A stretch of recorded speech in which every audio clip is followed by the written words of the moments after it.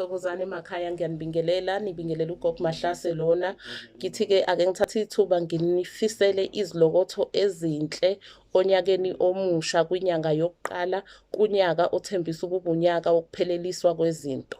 Namhlanje-ke ngithi ake ngibuye nephupho lokuphupha ibhubesi, ingonyama, isilwane lesi esaziwa ngamandla amakhulu nolaka olukhulu. Ukuphupha lesi silwane-ke kungasho okuningi. Uma kuwukuthi uphupha ibhubesi noma amabhubesi ekulwisa ulwa nawo, lokhu kusuke kubika ukuthi wena uzoba nezitha ezinamandla, uzobangisana nabantu abanamandla kakhulu. Lokhu kungaba ukuthi uzobangisana nabaphathi bakho, abantu abaphethe emsebenzini. Kungaveza ukuthi uzobangisana nabantu abane-influence kakhulu emphakathini.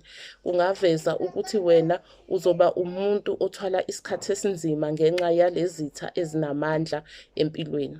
Uma kuwukuthi-ke uphupha ibhubesi ulwa nalo ulinqoba, lokhu kusuke kubika isimo sokuthi impumelelo yakho izoza kanzima, izoza ngokusebenza kanzima ngokuzikhandla, phinde futhi idinge ukuthi udlule ey'ntweni eziningi uyilwele le mpumelelo lena. Uma kuwukuthi uphupha uhamba namabhubesi lawa, awatshengisi ulaka futhi ahamba nawe kuhle kwasakugada, lokhu kusuke kuveza isimo lana sokuthi wena uhamba nedlozi elinamandla likuqaphile. Uma kuwukuthi uphupha amabhubesi ekudlalisa, ekukhothakhothha kanjalo, lokhu kusuke kuveza isimo sokukhonzwa idlozi elinamandla.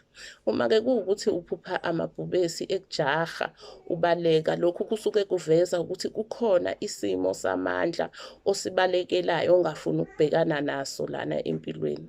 Siyathokoza kakhulu-ke onyakeni omusha, ngithi-ke ngizothembisa ukuthi ngizame ukuthi ngihlale ngibuye nginganyamalali isikhathi eside njengoba kuvame ukwenza. Ngithi-ke akudede ubumnyama kuze ukukhanya, kukhanye ekujuleni kwemsamo. Siyathokoza kakhulu emakhosini, sithi uNkulunkulu anigcine, makhosi amakhulu.